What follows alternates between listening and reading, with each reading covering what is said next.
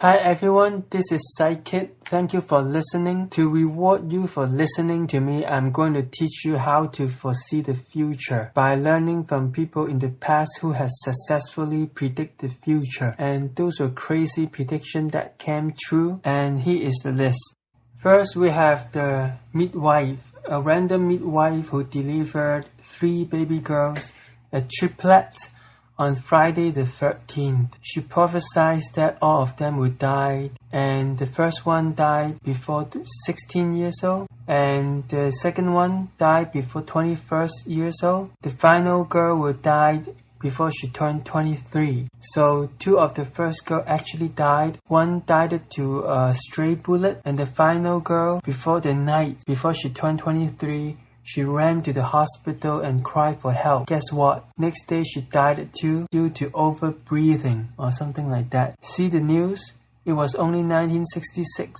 The pajamas was costing only $4. The company that was selling it still exists today. The theory behind that was the girls were actually hypnotized. They were in their subconscious believing that they would actually die before their prophesied birthday, the fateful night, the night before they turned 16, 21, and 23. And I don't know how the middle girl got killed by a bullet. How do hypnosis get you to that? But subconscious is a very powerful thing. If your mind believes in something for certain, it will manifest. And that is supported by MD Dr. Lisa Rankin. She actually had a TED Talk that talks about medical hacks, like how hacks can affect people medically and change their life. Frederick Engel predicted the First World War 40 years before it happened. So according to the book Mastery, he is a man of multiple discipline, studied a lot of things, accomplished different things in his lifetime. That's why he can deduce the World War coming while no one has a clue at the time. Which bring me to Sherlock Holmes, which is not the real character, but he helped create the whole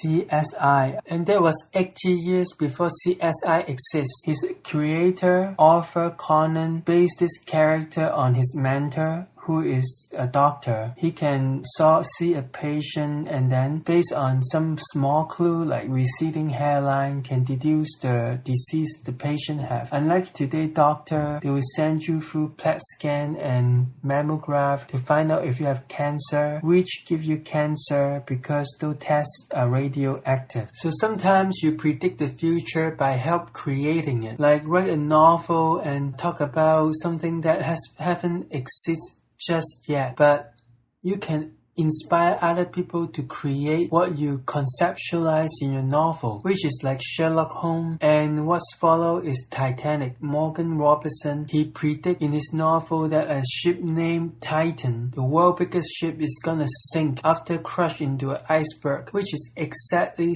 similar to the Titanic, to what happened to Titanic just 10 years later after his novel was published. When he wrote that novel, the concept, the blueprints or idea of having a world biggest ship named Titanic didn't even happen just yet. But he did not predict that Leonardo DiCaprio was able to rise as a super celebrity because of this movie, and now he's crushing it with supermodel everywhere he goes, like club and beach. And when rappers rap about how they were always winning, always working, never get rejected one day in their life, doesn't even have to sleep. They were talking about Nikola Tesla because he had never had problem with women, never had to sleep literally, just inventing stuff like electricity and teleportation. No, he hasn't invented that yet. So he predicted that in the future there will be wireless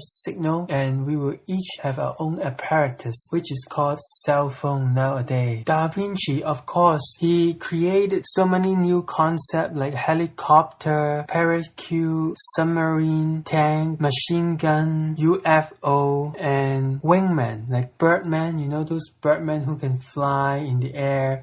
After we invented aeroplane, we laughed at those wingman concepts until just recently there were literally men with wings who can fly, and of course they can land, because recent technology breakthrough allow us to make men fly without using airplane of some sort. Do you know that Mona Lisa used to be molested by security guard in the gallery, but now after a few hundred of years the quality of the painting has deteriorated? It was no longer looking as real as a real woman these days. Honorary mention was the guy who predicted Apollo moon landing missions 100 years before it happened. Also, the guy Alex something who predicted the Cold War but skipped the 2 World War. Still brilliant though, because even after we have gone through 2 World War and Mother Russia become USSR and back to Mother Russia again, Cold War still happen. We have 2 superpower, like he predicted 110 years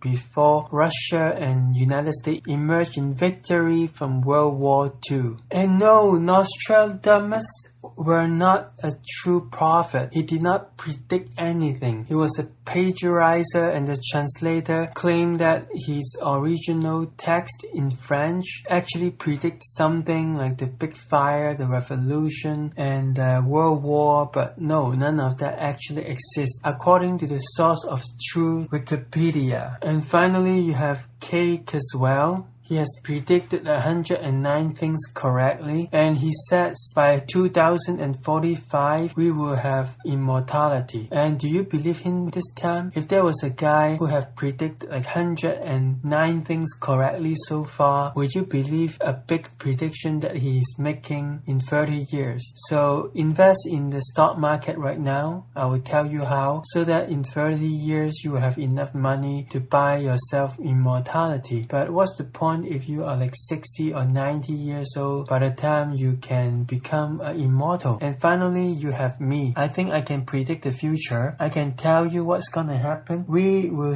send robots to space, and they will explore and they will reproduce themselves, mining minerals and energy, and continue to expand and explore and bring human there to colonize the space. And we will have better version of Skynet who actually take care of humans, because think about it, without the constant innovation of humans, computer probably cannot reinvent themselves. Maybe they can. We can upload all our knowledge to computer and teach them how to think like human. It's going to happen soon, because in 30 years we can also upload our consciousness to supercomputer. Does that mean evil people get to live forever?